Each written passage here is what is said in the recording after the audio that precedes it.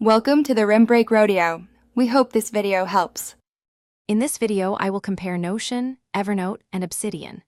Notion offers a flexible workspace for notes, tasks, and project management, excelling in team collaboration. Evernote is ideal for quick note-taking and web clipping, featuring robust search capabilities. Obsidian provides a local, interconnected knowledge base using Markdown files, perfect for personal knowledge graphs. We'll explore their unique strengths and help you decide which tool best suits your needs. Notion integrates databases, wikis, and documents, making it ideal for complex projects and team environments. Evernote's strength lies in its powerful search, tagging, and seamless cross-device syncing, perfect for capturing personal information on the go. Obsidian's unique graph view and bidirectional linking are excellent for building a personal knowledge graph and conducting deep research, fostering interconnected ideas.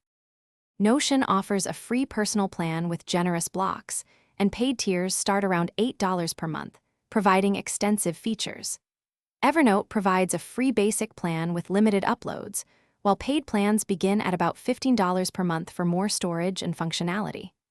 Obsidian is free for personal use, with optional paid add-ons and commercial licenses available, offering flexibility for various users.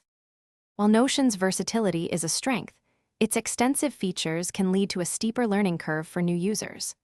Evernote's interface, though functional, can sometimes feel less modern compared to newer alternatives on the market. Obsidian's reliance on local files, while offering privacy, might be less convenient for users who prioritize seamless cloud-first collaboration and accessibility across all devices. Thanks for watching. Consider subscribing if we helped you.